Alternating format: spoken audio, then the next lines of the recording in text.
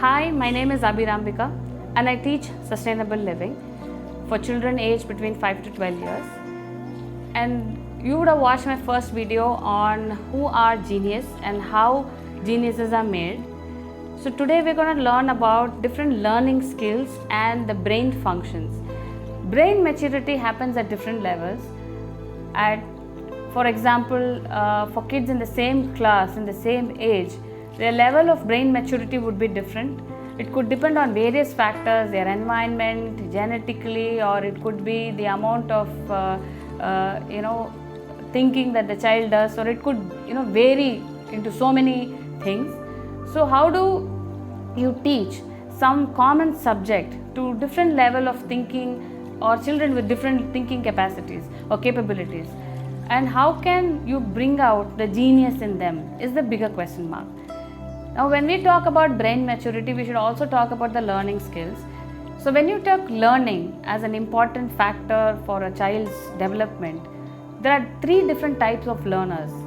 And one is the visual learner who sees and is able to learn through pictures or seeing things.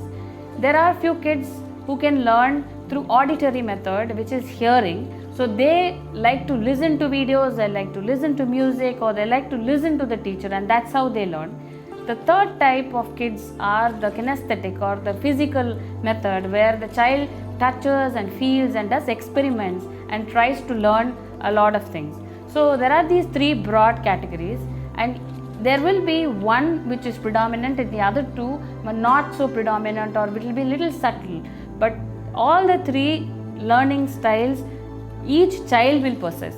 So in our session, that in our Genius Star program, what we do is we first understand the learning method of different kids. So we understand the fastest means through which the child learns.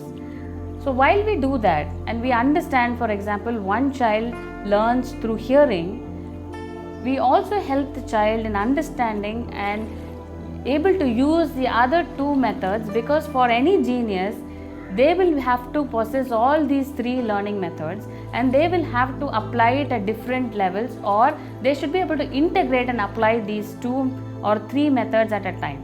So we help the child in understanding the ones which are predominant, and we help the child develop all the three together. Now while we do this, I want to share one small example of a kid who used to come for our class. He was in 4th grade and he had difficulties in maths and history. In maths he had difficulties in remembering, and similarly in history he had difficulties in remembering different words, rebirth, renaissance and the years. So we understood the learning method of the child and we told him use visual cues. We understood the learning method of this child and we gave him an option to try visual cues to remember years and mathematic formulae. Now the child gave us a big shock and surprise, where he could draw rebirth. He would draw a small re and draw a small child, a small newborn child next to it, and he would say that is rebirth.